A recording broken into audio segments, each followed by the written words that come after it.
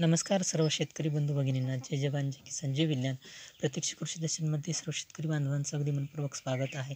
तर शेतकरी बंधूंनो, आज आपण आवरा बियाणे संदर्भात चर्चा करणार आहोत. तर शेतकरी बंधूंनो, हे आवऱ्याचं बियाणं आहे. लागवडीपासून ते सरासरी 1.5 महिन्यामध्ये शेंगा लागायला सुरुवात होते.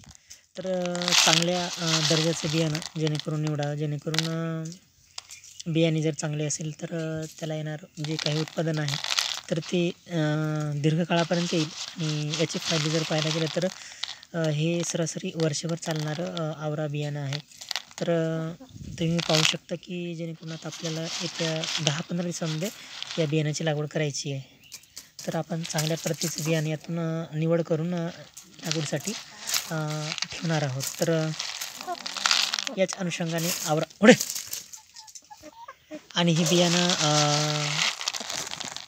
चांगलं असेल तर बियाणं त्यामुळं येणारं उत्पादन हाती चांगलं सशक्त येतं. तर काही वर्षाच्या कालानंतर आपल्याला दिसून आलं आहे. तर जे शेतकरी बांधव लवकरच लागवड करतात पण उत्पादन हाती येत नाही, तर हे जास्त पावसाळ्यामध्ये चालत नाहीत. कारण पावसाचं प्रमाण कमी झालं की तेव्हाच शेंगा लागण्याला सुरुवात होते. तर शेतकरी बंधूंनो, पुन्हा भेटूया शेतीविषयक नवनवीन अपडेट माहितीसह.